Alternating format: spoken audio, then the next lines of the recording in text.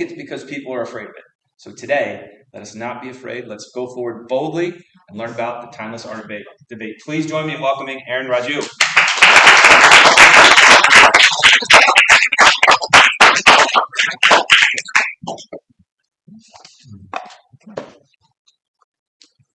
I think we should be good. All right. Thank you guys so much for welcoming me. My name is Aaron. Just to give you a little bit of background for those of you who may not know me, I first joined Toastmasters at the ripe age of 10. There is a video on YouTube of me with a lot less facial hair in my very first speech. And as with everything, and I could echo what's been said before, this is undoubtedly one of the best decisions I've made. So after joining Toastmasters, I went into JSA, Junior States of America, for debate. That was in high school. In college, at the University of Florida, I was part of their debate team. And then I had dropped off for a little bit in terms of public speaking until I met Chris and was asked to join him for his youth program. And I realized because there was so much flexibility in terms of the lesson plan, why not bring some of the debate that I had learned into our program? So this slide deck was originally made for 13-year-olds. So hopefully it can be of some profit to you as well. So really going into why we're doing debate, this is just a little video, more on the funny side, but to understand why civility is so important for our American heritage. Both candidates must sign a pledge that whoever loses the election in November, the loser has to congratulate the winner and concede graciously. Got it? Both candidates must sign a pledge that whoever loses the election in November, the loser has to congratulate the winner and concede graciously. Why? Because civility is nearly dead in this country, and we need to return to some basic level of bipartisan decency and respect for our opponents. Now, you may not think that something as simple as congratulating your opponent should rise to the level of a campaign issue, but if you want to know why our country is so tense and our government doesn't work, it's because society functions on some basic rules of conduct, and they're all going away. He and Hillary are the first two candidates in memory not to call and congratulate each other after they won their respective races. Forever, that is what people did. Even Al Gore called George W. Bush after he lost, and he didn't even lose.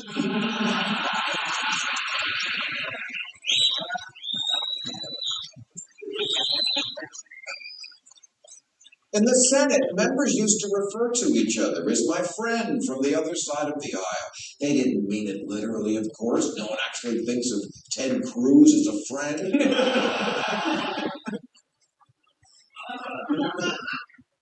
This is what Parliament looks like on a bad day in the Ukraine. And here's the Turkish Parliament. And the one in South Korea. And the one in Nepal. Yeah, we laugh at it, but that is where we're headed. Because the real infectious disease that's threatening our election isn't pneumonia, it's a total lack of class.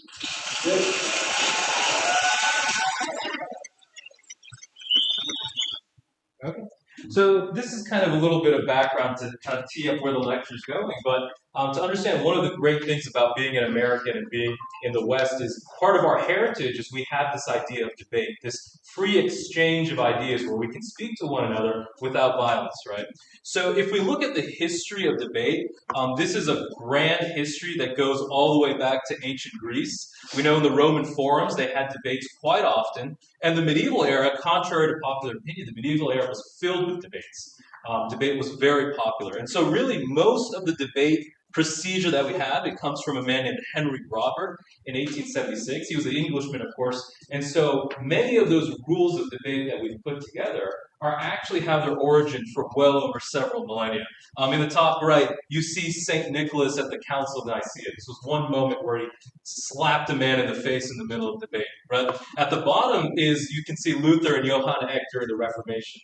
The Protestant Reformation is really the birth of modern debate. And after that, it just explodes throughout Europe and well into American tradition. Going into the very first U.S. recorded debate in 1635, this was Roger Williams, a Puritan. The topic of that debate was religious liberty. When the United States was founded, it was a Puritan colony where church attendance was required on Sunday by penalty of a tax. Roger Williams said we shouldn't have a tax. He believed in separation of church and state, and he was summarily kicked out. So this was his being exiled from that colony. But this is our first debate officially in the U.S. We see that debate continues into 1789 with the official law of our nation, which is our first Congress. And this kind of goes into our political history of debate. Almost all the videos I've selected for you today come from politics because, of course, those are the master debaters, right? Politics, you're talking about politicians who know their craft quite well. So this kind of goes into a debate on presidential politics. And some of you who are old enough, you might remember some of these moments in debate history. One indisputable truth debates, well, they can make history. I've been there now. September 26, 1960, the first televised presidential debate, signaling a new era where appearances matter more than ever, and gaffes, however small, are magnified. Those are the same for all time. John F. Kennedy, a young senator from Massachusetts, facing off against Vice President Richard Nixon, who's known to be a fierce debater. But on screen, Kennedy looks cool and calm, while Nixon looks uncomfortable, sweating profusely under the hot studio lights. I think I better shave. Nixon flounders under the glare of television for all four debates. Kennedy goes on to win the election. In 1976, President Gerald Ford makes this blunder in his debate with Georgia Governor Jimmy Carter. There is no Soviet domination of Eastern Europe, and there never will be under a Ford administration. I'm sorry, could I just... The remark becomes a central theme in Carter's campaign, and is blamed by many for costing Ford the election. Emphasis. In 1980, Ronald Reagan was repeatedly attacked by President Carter for his stance on health care. Governor Reagan, as a matter of fact, began his political career campaigning around this nation against Medicare. But Reagan wins fans and the election by staying cool. And you go again. 4 years later, President Reagan again uses humor to handle attacks on his age during his debate with Walter Mondale. And I want you to know that also, I will not make age an issue of this campaign. I am not going to exploit, for political purposes, my opponent's youth and inexperience. In the next election, Democratic candidate Michael Dukakis is asked this controversial question in his debate with Vice President George Bush. Governor, if Kitty Dukakis were raped and murdered, would you favor an irrevocable death penalty for the killer? No, I don't, Bernard, and I think you know that I've opposed the death penalty during all of my life. The public sees his answer as cold and dispassionate, and that very night his poll numbers drop. During the 1988 vice presidential debate, Republican Senator Dan Quayle's comparison to John F. Kennedy elicits this blistering response from his opponent. Senator, you're no Jack Kennedy. Body language plays a part in the presidential debate in 1992. George H.W. Bush deliberately looks at his watch and pays for it when the audience and voters see it as disrespectful. Here's differences. Body language makes a difference in the debate between Al Gore and George W. Bush as well. Gore sighs over and over again. Bush, the underdog, surprises by winning the debate. Of course, the election sets for the governor. Both President Obama and Governor Romney are seasoned debaters, and experts say neither are prone to making major gaffes. But if there is one thing that history has taught us when it comes to presidential debates, expect the unexpected. Yeah, it's fantastic looking through history, all of these small little moments that make or break debates, especially less than 1 year ago. A United States president basically lost his job because he performed poorly in debate, right? So even in our lifetime, you can keep adding to this video every 4 years, right? But all of the moments that we saw, body language, humor. Remember in the old days when looking at your watch was considered a gaffe? I mean, we were in a different era, right? But I think that not only in presidential politics, but in our lives, debating is important because I think Americans are naturally very anti-confrontational. We will crawl over broken glass before offending our neighbors, right? So learning how that interplay of ideas while also maintaining respect, that's going to be pretty important. So when it comes to basic debate principles, Always shake hands. The first time that we saw two candidates not shake hands was 2016 with Trump and Hillary, but we kind of brought that back. So one of the important things in parliamentary procedure is not addressing your opponent by name. There's a quick video I'm going to show coming up. But usually in debate, there will be a speaker or Speaker of the House. So you always address the speaker, not the person you're debating against. And then lastly, of course, following procedure, Mr. Speaker, point of order, Mr. Speaker, point of information. Keeping within a time limit, these are all the rules of debate, the hard rules. Here's an interesting moment from a British Prime Minister who got called out because he referred to someone by name. Super Labour Party led by Jeremy Corbyn. Yeah, we don't name people, Chairman. People must observe the rules. No, order. I am simply and politely informing the Prime Minister of the very long established procedure with which everybody, including the Prime Minister, must comply. So even the British Prime Minister, Boris Johnson, was called out because he had referred to his opponent, Jeremy Corbyn, by name. That's something that's well against established procedure, right? So we always refer to Mr. Speaker rather than our opponent. My friend Chris Engel was so kind enough to print out a list of debate fallacies. There is no way we could go through that entire list, so I'm not even going to bother trying. But just to highlight some of the big ones, ad hominem, obviously, we never attack our opponents personally. We always attack ideas. Appeal to authority. We don't want to rely on unqualified opinions. Everyone knows a Harvard poll is more important than a BuzzFeed poll, right? So we know that authority actually matters. A straw man, we always want to make sure that we represent our opponents well. So we don't want to address our opponents with hyperbole or taking their opinions out of frame. Bandwagon, everyone believes it, right? It's very similar to an appeal to authority. Everyone knows. We want to avoid wide statements like that. Lastly, genetic fallacy, rejecting an idea based on its origin. So this has more to do with relation. I once heard someone say, well, I can't support universal health care because Adolf Hitler supported it. Well, that's a fallacy, regardless of where you stand. We want to avoid those kind of grandstanding statements. So I want to go through this a little quickly because I know we're pressed on time, but there is a full list. So thank you so much, Chris, for printing that out, and we can go through that in your own free time. This is a great example, and the British always do a great job with this, is how to properly attack your opponents without ad hominem. Because sometimes you do have to criticize your opponents, but we never want to fall into that ad hominem debate. So this is a quick video. Mr. Jacob Rees-Mogg. Thank you, Mr. Speaker. My right honourable friend, and she is unquestionably honourable, said that we would leave the customs union. Annex 2 says otherwise. My right honourable friend said that she would maintain the integrity of the United Kingdom. The whole protocol says otherwise. My right honourable friend said that we would be out of the jurisdiction of the European Court of Justice.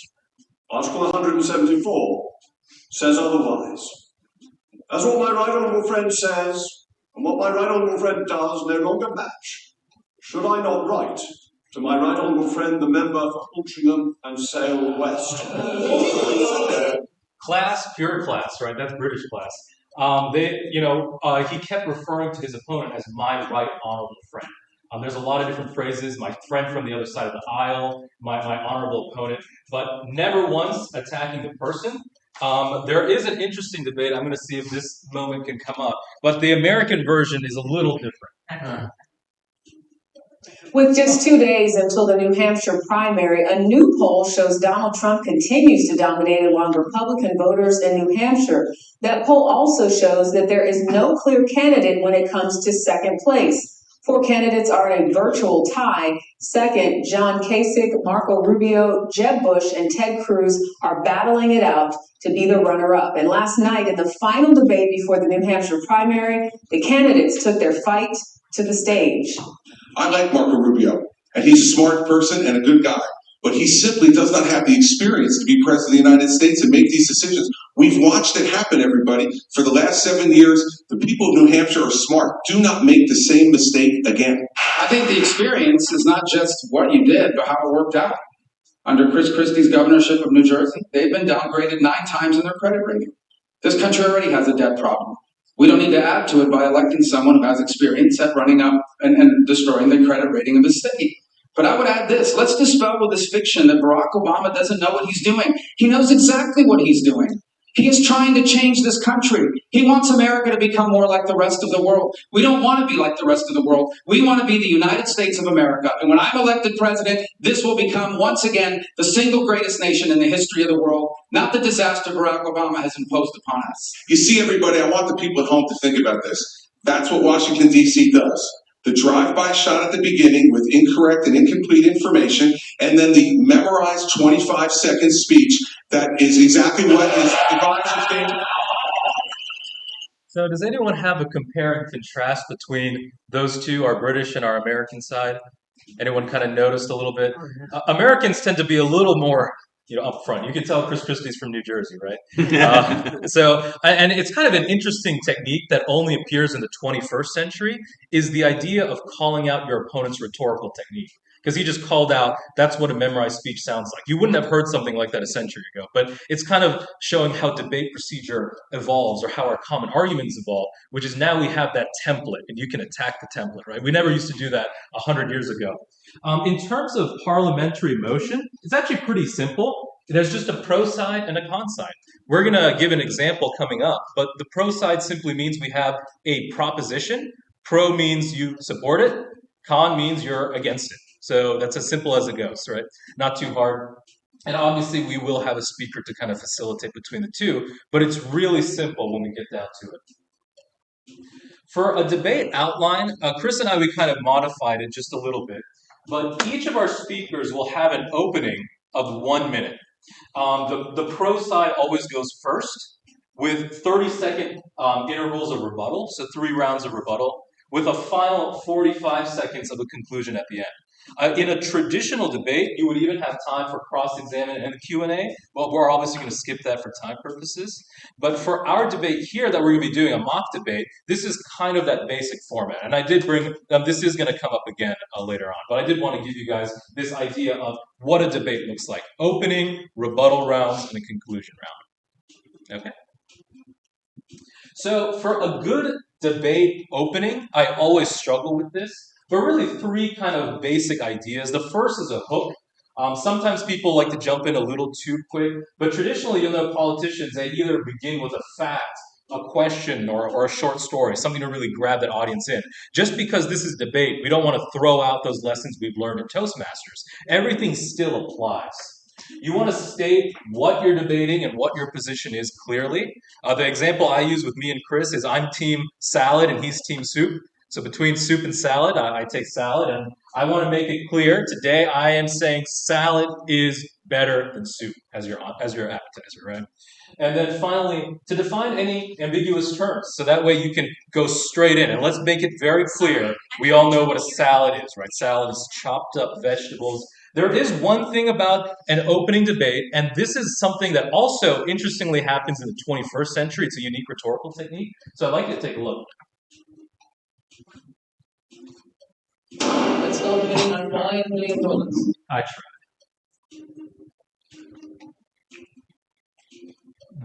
Is it this one? That one? It's one. Can we try and mute them? Yeah, I'm gonna. Is that one? Yeah, I don't know where's. Oh yeah, there it is. There it is. All right. Wow, a lot of people have dropped off. Come on, guys. Let's talk about what Donald Trump left us. Donald Trump left us the worst unemployment since the Great Depression. Donald Trump left us the whole war. And what we have done is clean up Donald Trump's mess.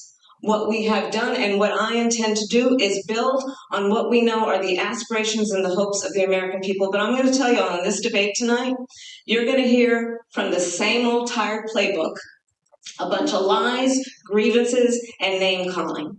What you're going to hear tonight is a detailed and dangerous plan called Project 2025 that the former president intends on implementing if he were elected again.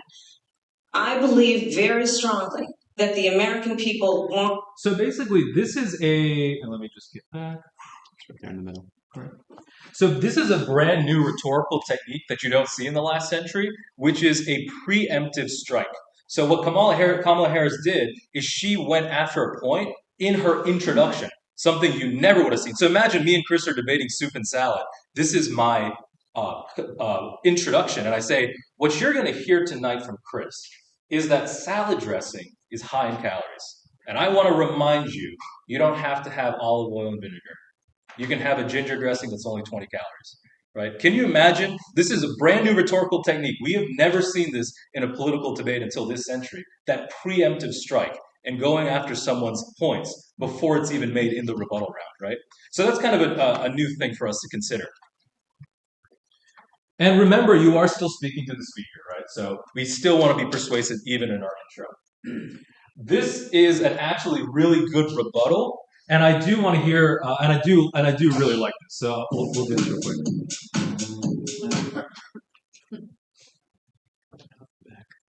Yep. Yep. It was go down Union Street with me in Wilmington and go to Katie's restaurant or walk into Home Depot with me where I spend a lot of time. And you ask anybody in there whether or not the economic and foreign policy of this administration has made them better off in the last 8 years. And then ask them whether there's a single major initiative that John McCain differs with the president on taxes, on Iraq, on Afghanistan, on the whole question of how to help education, on the dealing with healthcare. Look, the people in my neighborhood, they get it. They get it. And they know they've been getting the short end of the stick. So walk with me in my neighborhood. Go back to my old neighborhood in Claymont, an old steel town, or go up to Scranton with me. These people know the middle class has gotten the short end. The wealthy have done very well. Corporate America has been rewarded. It's time we change it. Barack Obama will change it. Yep. He was really sharp back in the day, and so, but Joe Biden really was a good principled debater, and especially in his rebuttals, he would have these facts memorized like anything. So, just an example of what a good rebuttal can look like for us, if we're alert, if we're aware, and making sure we have some memorized facts. This, on the other hand, is a little different. This did not go as well. So, this is one of the dangers of memorized talking points. It's 3 agencies of government when I get there that are gone: commerce, education, and the what's the third one there? Let's see. EPA. EPA. There you go. No, okay. Seriously? Is EPA the one you were talking about? No, sir. You can't name the third one? The third agency of government, I would do away with the education, the commerce, and let's see. I can't. The third one I can't. So, oops. Yeah. So that was kind of different, right? Anyone who's done public speaking, isn't that your worst nightmare Yes. as a Toastmaster? Yes. Isn't that literally your nightmare? Yes. You're on a debate stage for being president and you can't remember. It was energy. So you did commerce, transportation, and energy. He forgot energy. Kind of a small thing, right? Rick Perry, and unsurprisingly didn't become president. Right? Unsurprising. So this is kind of our last point before we kind of go into debate. Is it okay to agree with your opponent in a debate? Yeah, so let's take a look. This was a really recent debate, right? And I actually think, I agree with you. I think you want to solve this problem, but I don't think that Kamala Harris does. I agree with a lot of what Senator Vance said about what's happening. His running mate, though, does not, and that's the problem. Governor, I agree with you. Amber Thurman should still be alive, and there are a lot of people who should still be alive, and I certainly wish that she was. And I think that Governor Walz and I actually probably agree that we need to do better on this. The question is just how we actually do it. So Tim just said something that I agree with. We don't want to blame immigrants for higher housing prices. And what that means is that you have a lot of people who would love to build homes who aren't able to build homes. I actually agree with Tim Walz. We should get out of this idea of housing as a commodity. Well, I've enjoyed tonight's debate, and I think there was a lot of commonality here, and I'm sympathetic to misspeaking on things, and I think I might have with the senator. But Me too, man. Here's what I do think, that this is a good start to the conversation. I 100% believe that Senator Vance hates it when these kids, it's abhorrent and it breaks your heart. I agree with that. Okay. And I actually a think lot of strange, a lot of agreement, right? People said that was the most cordial debate in almost a decade, right? Between current Vice President J.D. Vance and Tim Walz. So actually, and yes, of course we can agree. In fact, it actually makes you more reasonable. I believe that my opponent and I, between soup and salad, both want the healthiest United States. But I do maintain that salad is a far superior way of getting nutrition to our kids and ourselves, right? So it actually makes you sound a little more even-handed in your tone. It makes you sound mature when you recognize what your opponent says. The last point that I want to leave you with is that when people do debates, they tend to become like robots spitting out facts. But one of the things, and I still believe, in my limited experience, Bill Clinton shows perhaps the greatest moment in American politics. Back in the old days when this debate was only 3 weeks before the election, in this moment, Bill Clinton is asked a question, how does the debt affect you personally? And he gives an answer that is so good, he shoots to the top of the polls and he stays there until he wins in a landslide. So some of you may even remember this. Oh, it's that. But I think in terms of the recession, of course you feel it when you're president of the United States. That's why I'm trying to do something about it by stimulating the export, investing more, better education system. Thank you. I'm glad to clarify. I mean, that's affected you again. You know people who lost their jobs, yeah. lost their homes. Well, I've been governor of a small state for 12 years. I'll tell you how it's affected me. Every year, Congress and the president sign laws that make us do more things, gives us less money to do it with. I see people in my state, middle-class people, their taxes have gone up in Washington and their services have gone down, while the wealthy have gotten tax cuts. I have seen what's happened in this last 4 years in my state. When people lose their jobs, there's a good chance I'll know them by their names. When a factory closes, I know the people who ran it. When the businesses go bankrupt, I know them. And I've been out here for 13 months, meeting in meetings just like this ever since October, with people like you all over America. People that have lost their jobs, lost their livelihood, lost their health insurance. What I want you to understand is the national debt is not the only cause of that. It is because America has not invested in its people. It is because we have not grown. It is because we've had 12 years of trickle-down economics. We've gone from first to 12th in the world in wages. We've had 4 years where we produced no private sector jobs. Most people are working harder for less money than they were making 10 years ago. Yeah, it's still amazing. Even after 30 years, not only, you'll notice two things. First of all, in that last half, he's just spitting out facts. This is how many jobs we lost. This is how long it's been since our economy's grown. But you'll notice something really small in his body language. He doesn't look at George Bush. He's looking at the woman who asked the question. And he's making eye contact. His eyes don't come off her that full minute. It's amazing. There's that saying about Bill Clinton. If you're talking to him, he makes you feel like you're the only person in the room, right? That idea of when we debate, not turning into robots spitting out facts, but maintaining that connection. It's amazing. So as we kind of conclude, a good conclusion, we want to summarize the significance of the debate. Here's why this is important. We want to summarize our attacks against our opponent's plan. Here's why soup isn't good for you. It's too high in sodium. It's way too expensive. You want to restate your own position. Salad is far cheaper. Salad is much more nutritious. And finally, call to action. Vote for me. Go out today. Vote for me. Buy some salad, right? And that's it.